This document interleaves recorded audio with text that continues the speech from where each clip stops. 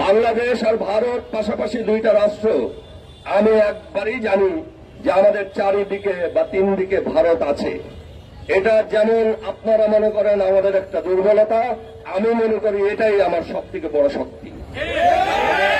যে আপনার যে সমস্ত রাষ্ট্রগুলি নানা রকম সংকটে আছে, অর্থনৈতিক সংকট, রাজনৈতিক সংকট, আরো অন্যান্য সংকট, সেগুলি সব খুব দুঃখজনকভাবে আমাদের বাংলাদেশের সাথেই আছে। ডাইনে বায়ে উপরে নিচে বিভিন্ন জায়গায় আছে।